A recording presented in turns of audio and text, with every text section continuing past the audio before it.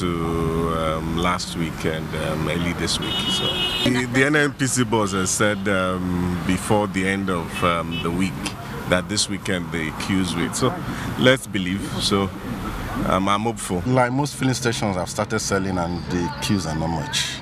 Of course, it is a better day because I don't think I've been here for up to 20-30 minutes thereabouts, and I'm close to getting fuel. And if you look at the queue here, it's not as long as what you had like some few days ago. So I think we are going towards the right direction. So whatever is being done to bring up this improvement should be sustained. While commending measures put in place to address the situation, motorists are keeping their fingers crossed, hoping this is the last time Nigerians will go through this harrowing ordeal. I'm standing right behind the last vehicle on this queue. 2 days ago, when the queue was longer, it should have been suicidal on my part to stand here because the horn of motorists alone wouldn't allow me. And of course, I wouldn't also see the end of the queue. So this, for motorists and for those of us reporting, is an indication that indeed there is improvement. But like the motorists here did say, there is the need for this improvement to be sustained. In Abuja, Lydia Samson, NTA News. Following the directive by the Senate President Bukola Saraki to the Committee on Petroleum Resources downstream to suspend recess over the fuel crisis, Senate spokesman Aliyu Sabi Abdullahi says it is an indication that the legislators identify with the hardship being experienced by the people. He stated this at a media briefing in Abuja. Side of the people, because as their representative, anything that touches them touches us. But we want to assure them that we're going to be on top of the situation. And Senate Committee on Petroleum Downstream, Kabiru Marafa, explains the rationale for the scheduled investigative hearing on Thursday, 4 January 2018, being transmitted live. It's raging on. We hear allegations and the counter allegations from NNPC, members of IPMAN, DAPMA, MOMA, letters flying all over the place. This one saying that we have enough stock. This one is saying that no, we have given you a sabotaging government and all sorts of things. So we want the people to hear, and that is why the Senate President says that the hearing should be made live so that everybody can sit in his house and watch and judge what, who said what and who is saying, who is doing what. Key players in the sector are expected at the hearing next week. Senator representing Adamawa North at the National Assembly, Senator Binta Masi Garba, says she'll work to ensure the victory of the APC at all levels at the 2019 general elections. She was speaking in Mubi during the distribution of vehicles to party secretariats in her zone as part of grassroots mobilization for the APC. Royanu Bala reports. Senator Binta Masi Garba presented 5 vehicles to the 5 local governments in the Adamawa North Senatorial Zone, as well as her campaign organization and the NURTW, among other organizations. Governor Muhammad Umar Jibrila, who made the presentation, commended her for the gesture and called on people of the zone to give the senator necessary support to achieve the task of contributing to the nation's development. He also appreciated the developmental effort of President Muhammad Buhari and the APC for the vision of transforming the country for the better.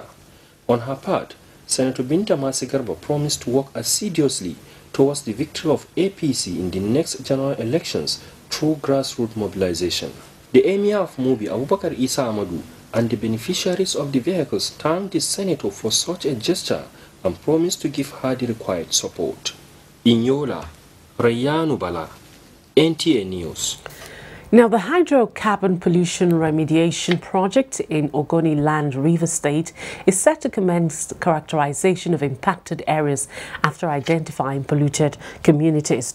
Coordinator of the project, Dr. Makin Dekil, while highlighting the journey so far and the projections for 2018, noted that the body has recorded remarkable achievement in the areas of sensitization, demonstration work, and training. The next question will be how polluted, to what extent are these places polluted? And that is the next thing we're about to do now. That will help us know the nature of contamination, the extent of contamination, and the best ways to do that. That process, which is called characterization, is the next thing we are doing. The hydrocarbon pollution remediation project for Ogoni cleanup was witnessed by the federal government with its formal launch in June 2016.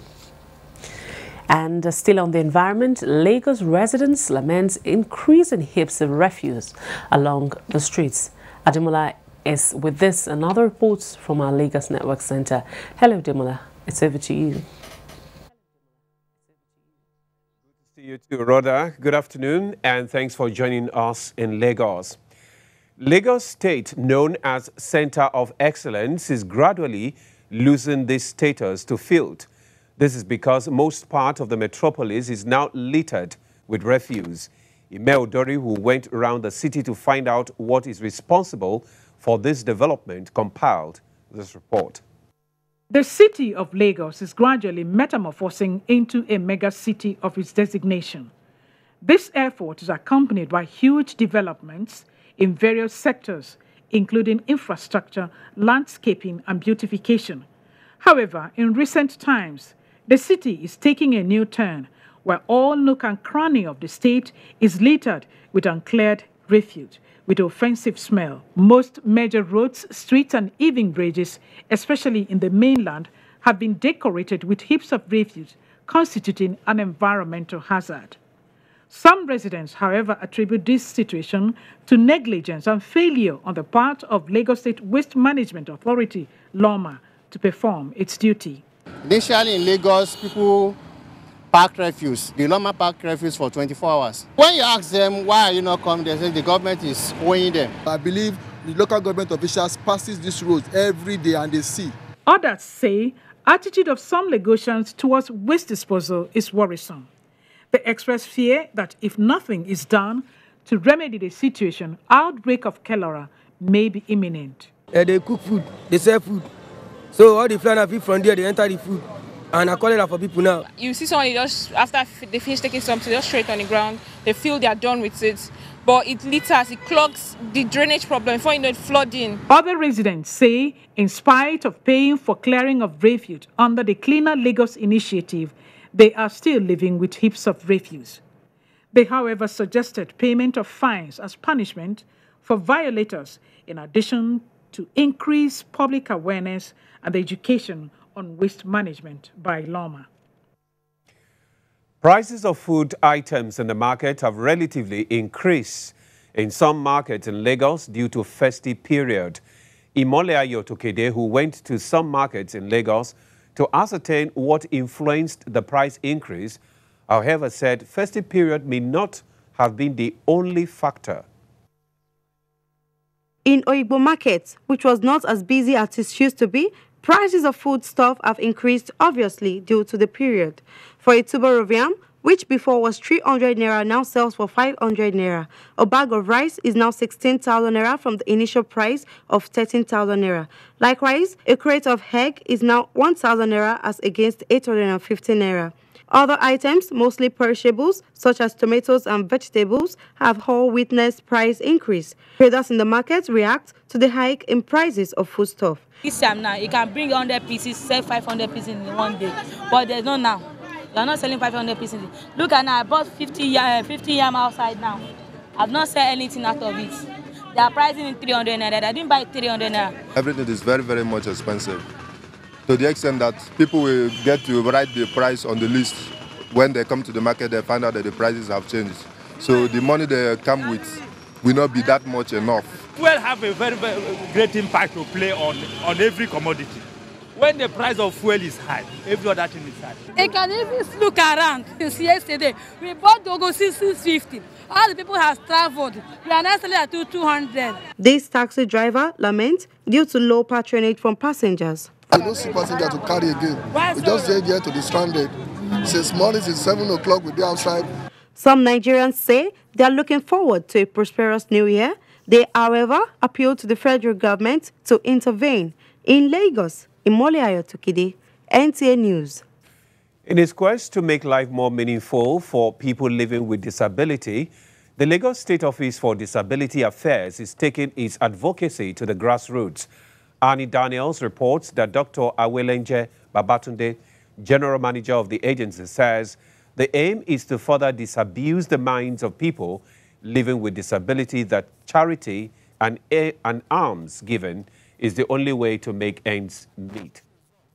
Babatunde, while briefing the press on the agency's success story over the years, revealed that several persons living with disabilities have been employed into the Lagos State Civil Service. The agency has also created a platform for registering persons living with disabilities and legal cases made for them when the need arises. After the registration, it is followed with the issuance of disability certificate, even with the blue badge, which is used to park on the disabled parking lots. Once it is displayed at the front dashboard of such person's vehicle, nobody can tow or deal with his or her vehicle.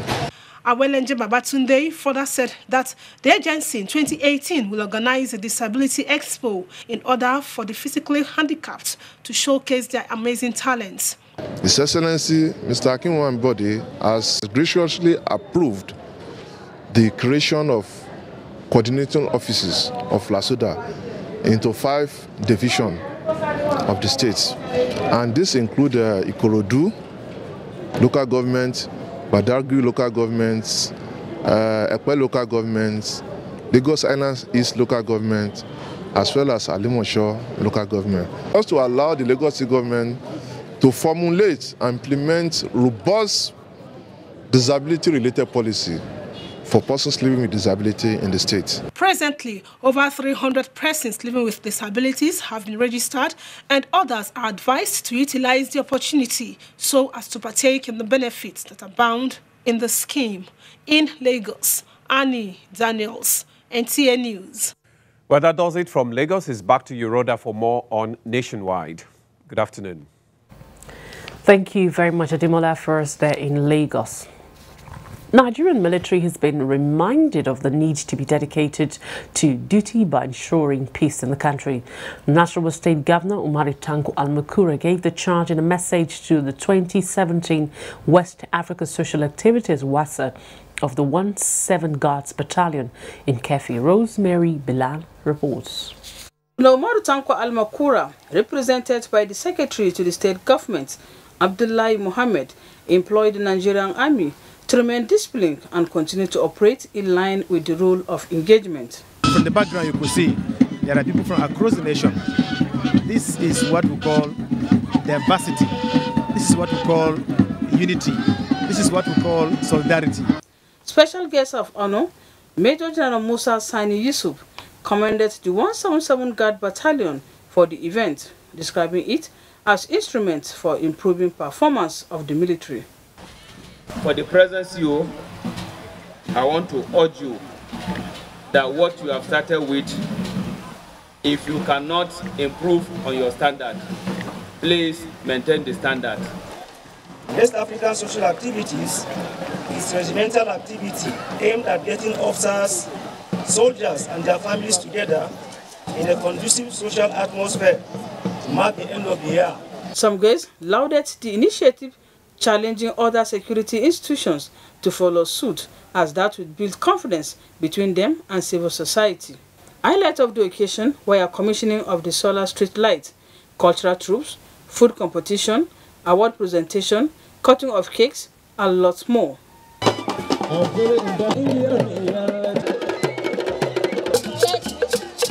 In Kefi, Rosemary Molteleng Bilal, NTA News. Still staying with security matters, as part of its interagency collaboration towards combating crime and protecting lives and property in the country, the Nigerian Police Force has signed a memorandum of understanding with the Nigerian Immigration Service to strengthen its Interpol activities in the country. Olajide Bello has details. On the 31st of January 2017, the Inspector General of Police, Ibrahim Idris, inaugurated the newly refurbished National Central Bureau headquarters in Abuja and the Interpol I-247 Secure Global Communication Network System. This is with a view to strengthening the synergy and extend Interpol I-247 access to other relevant law enforcement agencies in Nigeria.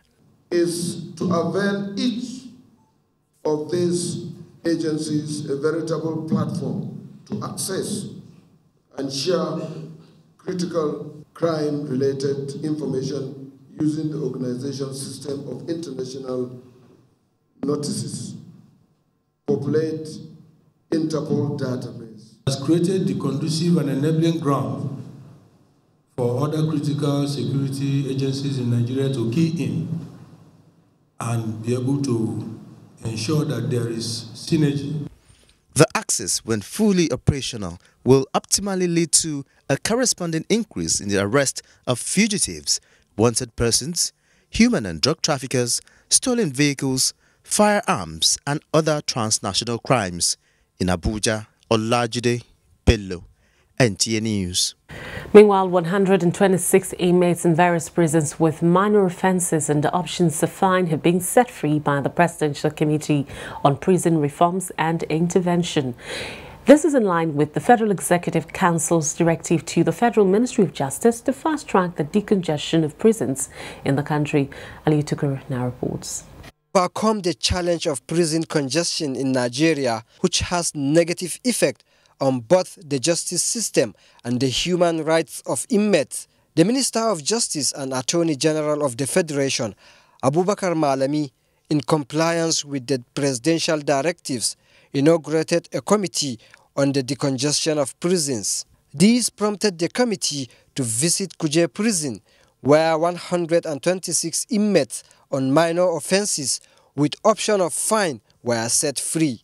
Of the 126 inmates, the FCT Minister Muhammad Bello paid for 114 inmates who are from Suleja prison, Kefi Old and New prisons, as well as Dakwa Farm Center. The Minister of Justice paid for 10 inmates from Kuje prison, while 2 NGOs paid for 2 inmates. The Attorney General of the Federation and Minister of Justice says, apart from paying fines, a review of cases of inmates awaiting trial for 5 years and above will be conducted across the country, as he announced the approval of a modern case management system to strengthen the operations of the justice sector. It is also noteworthy to mention that the Federal Ministry of Justice will host a stakeholder summit scheduled for the second quarter of 2018 to fashion out a permanent solution to the interruptible problem of congestion in our prisons. I am happy today for showing of mercy. The magnanimity will teach you, help those who cannot help themselves. Among the inmates released are a 60-year-old who has been remanded in prison without any established case against him, and a 33-year-old who was convicted when he was a minor. At the end of the day, we will have a more effective prison services. With the intervention of the Mr. President and Commander-in-Chief of the Armed Forces of the Federal Republic of Nigeria, prison was able to intervene in infrastructural decay. The exercise will be replicated in various prisons across the country. In Abuja, Aliu Tukur, NTA News. Stay with us here on Nationwide. We have more news after this break. Speech is not a joke. It incites genocide and crimes against humanity. Most of Africa's civil wars are caused by hate speech from one tribe against another. We don't want it here. The Nigerian government stands firm against hate speech. Under no conditions whatsoever should we tolerate or excuse or justify hate speech or hateful conduct of any kind, especially where such is illegal. There's no doubt that the resurgent push for separatism, as well as the rising cases of ethnic and religious disharmony, are all traceable to the growing phenomenon of hate speech. One nation bound in freedom, peace and unity. Nigeria, one nation, one people. This is a public service announcement brought to you by NTA. Thank you so much for inspiring greatness in me, Alaji. Alaji? I am just rehearsing, dear. Rehearsing for what? A life-changing and inspiring meeting. With who? Alhaji Aliko Dangote. With the FGNI app and just 500 naira, you stand a chance to meet one-on-one with Alhaji Aliko Dangote, Africa's richest man, and win cash prizes. As the Be Inspired meetings give Nigerians a chance to meet one-on-one with icons. To qualify for the draw, download FGNI app from Apple Store or Google Play Store. Go to the Be Inspired section and follow the instructions. Cost of travel and accommodation of all winners within Nigeria will be borne by the organizers. Terms and conditions apply. Proudly supported by the Federal Ministry of Information and Culture.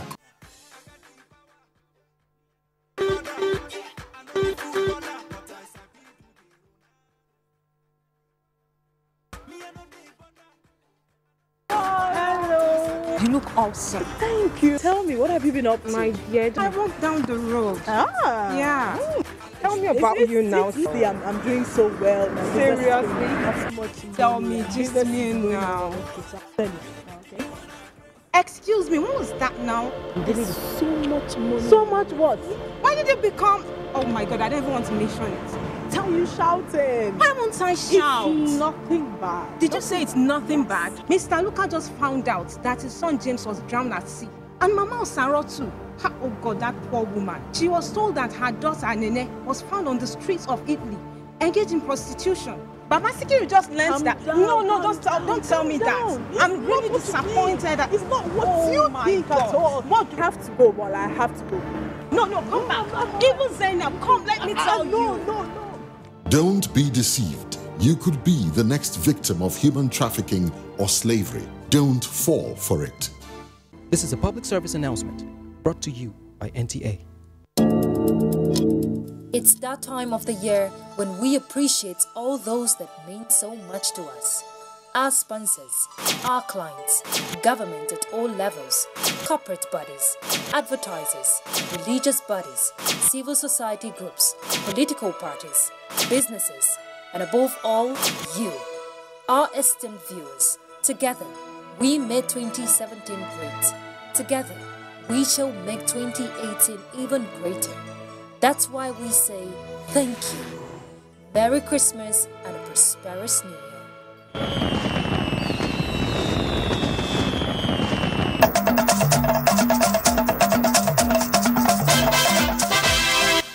Welcome back. If you've just joined us, you're watching Nationwide, and Just Network Center has the next set of stories as Femichit will take us through them. Femichit, it's over to you. Welcome to JOS. National Chairman, Council Ulama Jibwis, Sheikh Mohammed Sani Yahya Jingir, has urged Nigerians to support President Muhammadu Buhari's agricultural revolution, which will ensure the country's food security and eradicate poverty. The appeal came up at the National Preaching Forum of the Islamic Organization in Wase, Plateau State. Ibrahim Yahya Idris reports. The event, which brought together various Muslim scholars from near and far, was organized by the Plateau State chapter of the Jamaatul Izalatul Bid'ah wa Iqamatus Sunnah, Jibwis, with the theme, The Significance of the True Teachings of Prophet Muhammad, stressing the necessity of placing more emphasis on activities aimed at alleviating the plight of the common masses. The royal father of the occasion, Emir of Wasi, Al-Haji Sambo Haruna, charged government at all levels to take the plight of the less privileged into consideration when initiating policies so as to meet their needs. Religious bodies must see it a necessity to organize programs that will always bring government closer to the governed, such as this, because this is one good stride that can serve as a reminder to the political class. Speaking in a similar vein, the Jibwis National Chairman, Council of Ulama, Sheikh Sani Yahya Jingir, said agriculture must be given its rightful place. We will keep up the pressure on government at all levels through programs like these, as a medium of reminder and also to pray for a peaceful dispensation of its policies to suit the needs of the less privileged, and in this case, agriculture is a major contention. Commending the efforts of Jibwis on this gesture, the Director General, Nigerian Television Authority, Yakub Ibn Muhammad, represented by the Assistant Director, News and Current Affairs, NTA Network Center Jos, Sheikh Sani Ibn Swali, noted that such practices should be sustained as a medium of checking the activities of governments. From Wase local government area of Plateau State, Ibrahim Yahya Idris, NTA News. The United Nations Development Programme, UNDP, has trained over 2,000 youths as Joint Task Force Vigilante personnel. Sponsored by the German government, the training was organized in collaboration with the government of Adamawa, Borno and Yobe states at the Citizenship and Leadership Training Center, Jos. Abdul Wahab Babankanti has details. Director General of the Citizenship and Leadership Training Center, Jonah Bauer, commended the United Nations Development Programme, UNDP, for the opportunity given to the youth. He stressed that the vigilante training program is to build participants in various skills to become leaders and build them in their various endeavors. Even though they came here for capacity building, but it's part of our program. Issue of value orientation is their mindset change, teamwork, issue of community service. The Permanent Secretary, Federal Minister of Youth and Sport Development, Adeshola Olushade, said Nigerian youth should see themselves as potential target and as such take interest in ensuring the peace, security and survival of the society, without which there will be no progress and meaningful development. My advice is for them to use the training they acquire here to support the efforts of government in restoring peace to their respective states. The capacity building program is part of the German-funded integrated regional stabilization of the Lake Chad Basin project in 4 countries, Cameroon, Chad, Niger and Nigeria. It aims at recognizing the contributions of some of the young women and men in the Northeast who have actively collaborated with the military Joint Task Force to exterminate dreaded insurgents from the area. In Jos, Abdullah Babankanti, NTA News. And that does it from Jos. Rhoda, it's back to you for more news. Very much, Femichit. The head of the Civil Service of the Federation, Winifred Oyoita, has assured Nigerian workers of a better welfare package in 2018, especially from the outcome of the Minimum Wage Committee. She disclosed this at an interview with Adebola Brooksling Sunday. We are gathered here today to address issues concerning the welfare of the Nigerian worker. The tripartite committee was inaugurated by President Muhammadu Buhari in a bid to improve the living condition of Nigerian workers. Following questions on timeline of the committee, Mrs. Oyoita said there is no cause to worry. Our chairman, Dr. Ama Pepple, will brief His Excellency on the timelines before it's made public. But I want to assure workers and Nigerians as a whole that this presidential committee is going to come out with a decision that is definitely going to be very, very favorable to all concerned, both the employees and the employers. Another issue the head of the civil service of the Federation talked about was that of salary arrears. Their deep gratitude to His Excellency President Buhari. The Minister of Finance has commenced payment of the promotion arrears, salary arrears, and so on in the federal civil service. On the court's injunction restraining some senior civil servants from writing their promotion exams, she said the issue has been resolved. Now, those with seniority of 2015 to 2017, so they're going to do the promotion exam. This is an administration that has listening ears. Mrs. Oyoita appealed to civil servants to ensure a total change of working approach in 2018 for higher productivity. Adebola Brooksling Sunday, NTA News. The executive and legislative arms of the Adamawa state government have passed a vote of confidence in President Muhammadu Buhari for faithfully implementing the 2017 budget to reflect on the needs of Nigerians. This was during the signing of the 2018 appropriation bill into law by the state governor, Muhammad Drubila, in Yola, Adamawa state. The Adamawa State House of Assembly had increased 15 billion naira to the earlier proposal of 162 billion naira presented to it by the executive. The signing of 177 billion naira 2018 budget by Governor Muhammad Umar Jibrilla with India is an indication of government's commitment to commence implementation of the budget by 1st January 2018.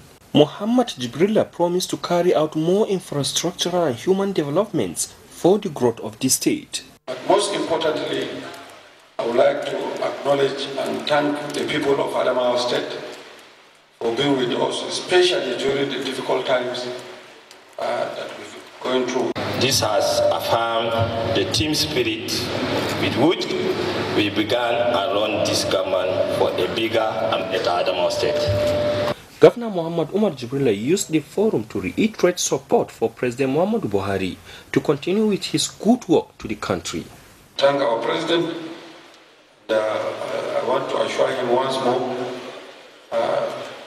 myself as the governor of this state, the entire government and the entire people of Adamawa State are behind him, and we don't even need him to come here during the campaign in 2019 because we feel he has done so much for us. And, this is the time for paper. In Yola, Rayanu Bala, NTA News. Governor Aregbesola of Osun State presents 2018 budget to the State Assembly. Kemi Naibadon studio has details of this and more. Kemi, it's over to you. Rhoda, and a warm welcome to Ibadan. Osun State Governor Rauf Aregbesola has presented the 2018 budget proposal of 173.98 billion naira before the State House of Assembly for consideration and approval. Speaker of the House, Najim Salam, says the legislature will give the budget proposal necessary consideration.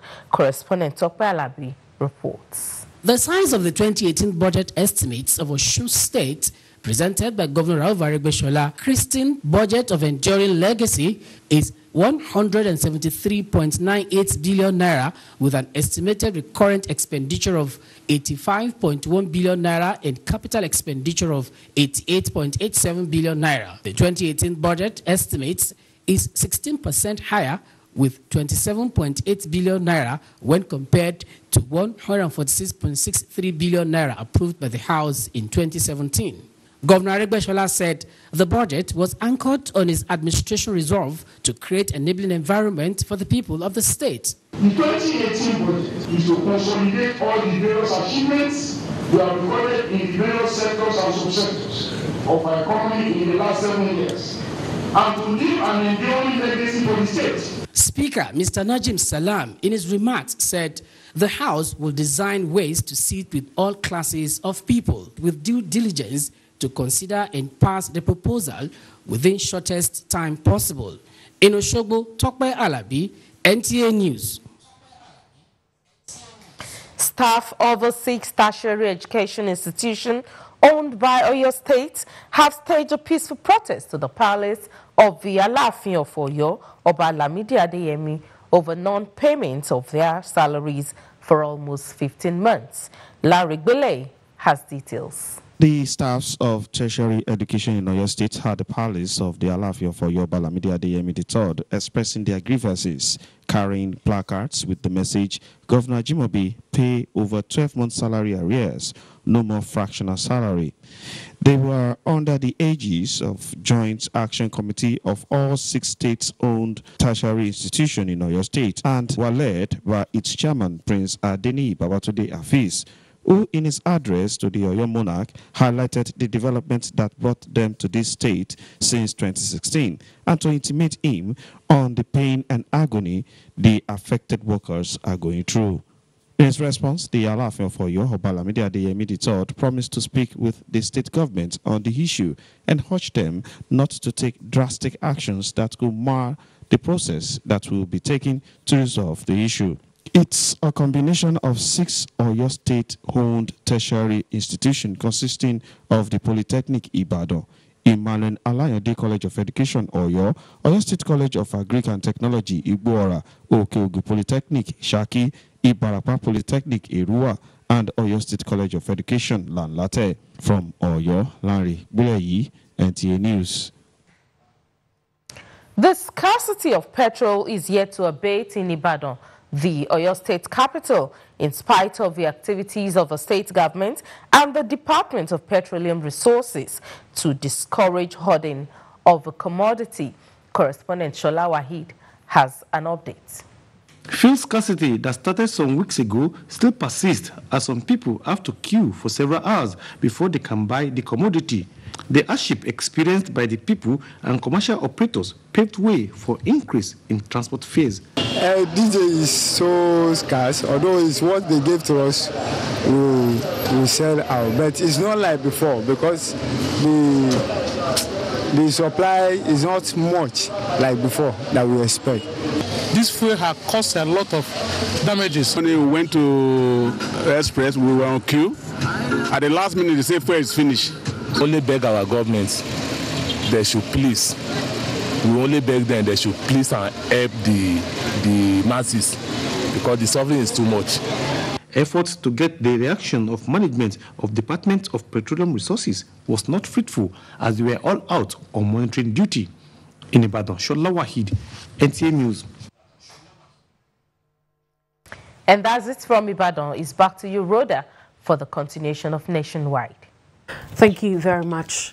The Deputy Senate President, Ike Ekweremadu, has distributed gifts items to about 250 widows from Enugu West Senatorial Zone. Senator Ekweremadu said the gifts were in appreciation of God's mercy and love throughout the year. James Okpara-Ekocha reports. The Deputy Senate President, Ike Ekweremadu, in company of his wife, Adan Neka, ate with the widows and later handed over to them a bag of rice, 10,000 naira, and a wrapper to each of the selected 250 widows from his senatorial zone. The Hausa women community were also not left out in the Christmas celebrations, as they were also handed over some cash.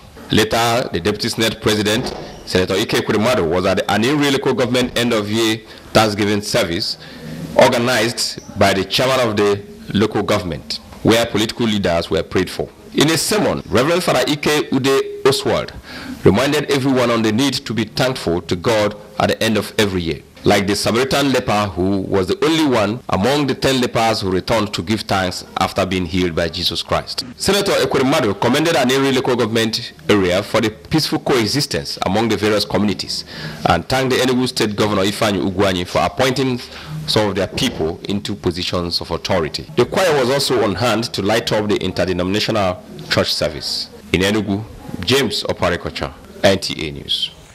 In the spirit of the season, former and serving corps member in Dutse, Jigawa State, donated food items to Almajiris.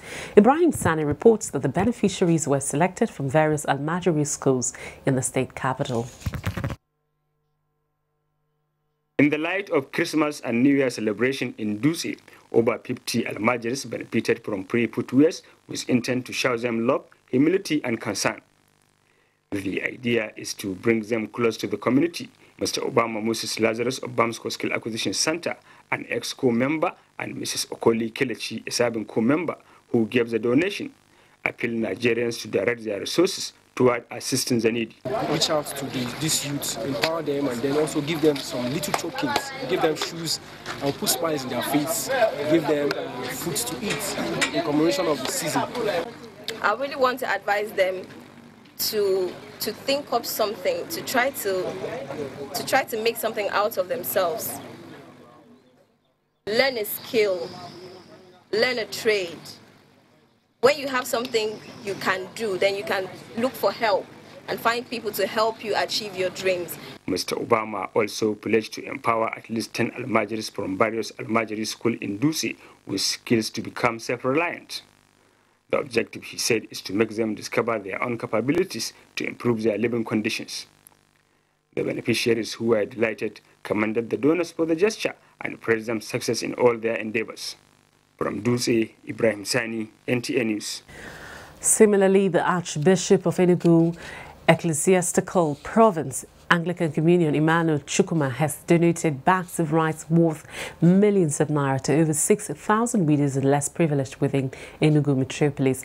Amaka Owo has more details. In his usual magnanimity, the Archbishop Enugu Ecclesiastical Province Anglican Communion, His Grace Most Reverend Emmanuel Chukwuma, thought it wise to better the lot of the downtrodden in society through distribution of bags of rice. It was better to give out because it is a time to show kindness. It's a time to show concern. And the church must be a concerned church, a caring church. Lamenting the level of poverty in the country, Mr. Paul Erine, who is also a benefactor of the program, attributed the poverty and unemployment rate in the country to corruption. He advised those in positions of authority to have a rethink. This year, the number we're having is unbelievable, close to 6,000. We now have more than 2,500 in the last 4 years. That's one double, and it's overwhelming, and we're overwhelmed.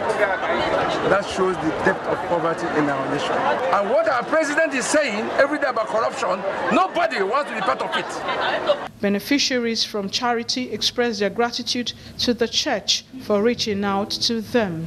In Enugu, Amaka Owo, NTA News. You're still watching Nationwide. We'll be back with more reports after this break, so stay with us. Commercial bus drivers in some of our major cities are daily subjected to this trend. Give me your money. I'm a staff. I'm a uniform man. I'm a first man. Is this a right or a privilege or sheer arm twisting? Driver, if you say we not go see anything take chop today, because na so staff and award and World Cup full this bus. Alas, how will they earn daily bread if we all get our bus rides for free? Staff and award. Another rib-cracking episode of Professor John Bull comes your way this week to make you think and laugh like never before. Keep a date with us. I want to know the kind of staff we will be. Police staff, army staff, or criminal staff, which one will be? Special unit. Special unit. We got. Hold up.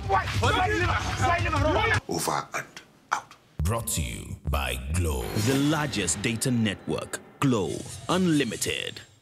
The new StarTimes Classic Bouquet upgrade, there's something for everyone with our exciting new channels. Upgrade to Classic Bouquet and enjoy more thrilling blockbuster movies for adults and some for the whole family. Engrossing wildlife documentaries, cartoons for kids, nail-biting telenovelas for the ladies,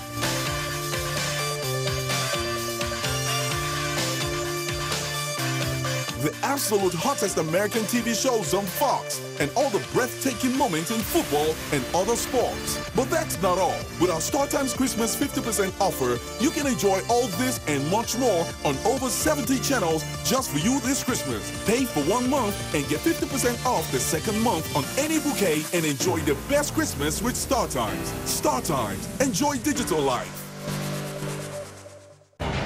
As the plot thickens, will Jurgen Klopp's Noble Reds end the year on a high? Or will Claude Puel's Foxes snatch up some well-deserved points in their attempt to ascend the table? The world's most wanted league, Liverpool versus Leicester City. Saturday, 30 December on Kwese Free Sports for the fan.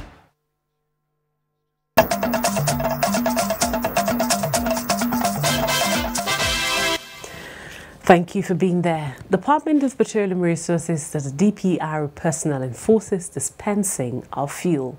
This and other stories will come from our Kaduna Network Center with Abdullahi as our guide. Abdullahi, you're on. Good to see you, Rhoda, and thanks for joining us in Kaduna. The Kaduna Zonal Office of the Department of Petroleum Resources has compelled 3 filling stations suspected to be herding fuel to dispense to customers who have been waiting for days on long queues to buy the product at official price. Ahmad Muhammad Usman reports. The first point of call during the inspection by the DPR personnel was Mamu Oil along Kaduna-Zaria Expressway, found to be holding 3,800 liters of petrol, followed by Pasada Petroleum and FAMSAG Nigeria Limited, found with 4,500 and 9,000 liters respectively. I'm meant to understand that there are enough fuel from NNPC. NNPC has been giving the marketers fuel, but unfortunately, look at what is happening now.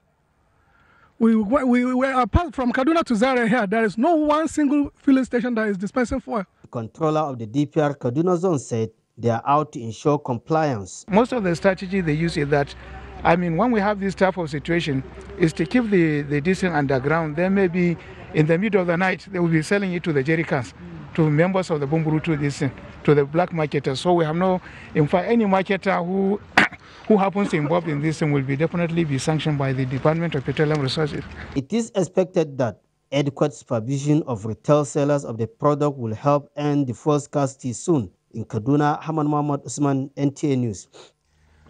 Moving on to defense matters now, Nigeria Defense Academy has been commended for including in its curriculum cyber security in the training of its cadets. Guest of honor at the 6th matriculation of the Academy, Brigadier General Jonathan Temlong, gave the commendation at the matriculation of the cadets of 69th Regular Corps to prepare them for academic and military training. Benny Adams has the rest of the story. 4 faculties and 15 departments to its credit, the Nigerian Defense Academy has, in a bid to be at par with contemporary warfare, introduced the Department of Intelligence and Cybersecurity Studies, an initiative stakeholders in defense applaud. Brigadier General Jonathan Temlong is the guest of honor at the matriculation. A whole country can be grounded sitting in an office in another country without even firing a single shot. And the next warfare actually will be more IT-driven than human physical force fighting. The cadets, numbering 360 from across the country, were picked out of over 7,000 candidates that responded to the invitation to join the academy. The administration of the matriculation oath signals the rite of passage into the elite profession. This, the commandant of the academy, in a lecture titled "The Imperatives of Military Training and Profession in the 21st Century," admonished the cadets to take both their academics and military training seriously. It is expected that in 5 years' time, this group of cadets will be commissioned into the Nigerian Armed Forces. In Kaduna, Benny Adams, NTA News. And in line with President Muhammadu Buhari's agenda towards building a strong nation hinged on unity, peaceful coexistence and tolerance, the National Orientation Agency Kaduna State Chapter has flagged off a sensitization program to make that agenda a reality, starting with Kajuru local government. Hassan Lawal Shatima has details. The sensitization with a theme building a people of peace was designed to provide opportunity through community dialogue on how people will continue to live in peace and harmony and religious tolerance. The State Director, National Orientation Agency, Galadima Zoeir Soba, said the visit to Emir of Kajuru Palace to enlighten his subjects on need to always embrace peace and unity for a strong nation that will prosper economically. We are ordinarily bringing the message to where the people reside, and we are setting agenda in the communities that people should ensure that they are peaceful, that they live peacefully, that they become their brothers' keepers. Some participants comment on the visit. Need to sensitize and enlighten our people the need for coexistence, peaceful coexistence. The Emir of Kajuru, Al-Hassan Adamu, assured National Orientation Agency of maximum support for speedy development of the nation. We are happy with the visit, and we will give NOAA maximum support to achieve its agenda. In Kaduna, I am Hassan Lawan Shatima, NTA News. And back in the city center, Muslims in Nigeria have been tasked to unite and work collectively towards building the nation for economic development and prosperity.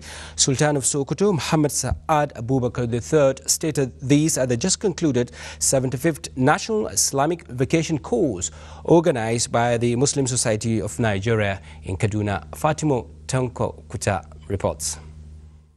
The Islamic Vacation Course is an annual event that gathers scholars and stakeholders to train youths on certain issues that concern their social and spiritual lives. Sultan of Sokoto Muhammad Sa'ad Abubakar, represented by the Emir of Benin Gwari, Zubair Megwari II. All of us fear Allah to make sure that we obey the teachings of Islam as much as we can do.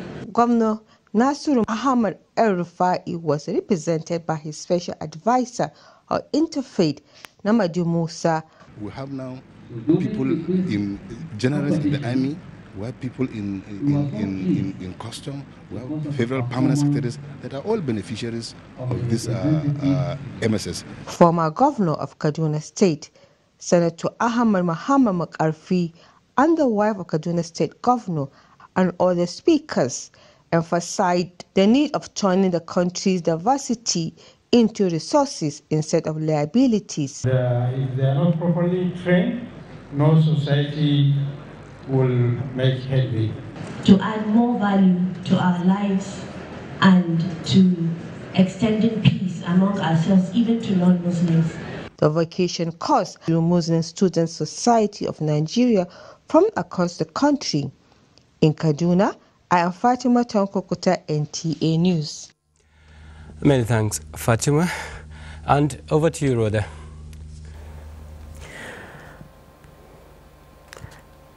Thank you very much. Obiagelu Gweke is standing by for news from across the globe. Warm welcome to this segment of the news. Thousands of people gathered in the streets of Monrovia and other towns in Liberia to celebrate George Weah as the country's president-elect. Mr. Weah, who won the election having got more than 60% of the total vote cast, will succeed Ellen Johnson Sirleaf, Africa's first elected female president, in January.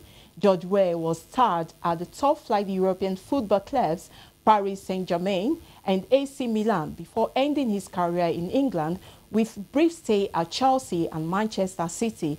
He is the only African footballer to have won both FIFA World Player of the Year and the prestigious Ballon d'Or. South Africa's top court has found that Parliament failed to comply with its duties in holding President Jacob Zuma accountable over a public fund case. The ruling said Parliament must now set out rules for impeachment proceedings. The court was hearing a case brought by opposition groups who wanted Parliament to be compelled to begin impeachment. It relates to Mr. Zuma's use of state funds to upgrade his private home. In Egypt, a gunman opened fire on a church South Cairo Friday, killing 4 people before policemen shot him dead. One of the dead is a police officer. Officials say they are searching for a possible second gunman who may have escaped. Reports from New York say at least 12 people have been killed and 4 others critically injured in a fire at an apartment building. New York City Mayor Bill de Blasio said the fire was the deadliest in the city for at least 25 years. Reports have it that victims include a 1-year-old child. The cause of the fire on Prospect Avenue is not yet clear, as more than 160 firefighters helped bring the blaze under control. That does it on the segment. Thanks for being there. Many thanks, Obiageli Ugweke. There now will join Ayodeji Makinde for an update on the world of sports.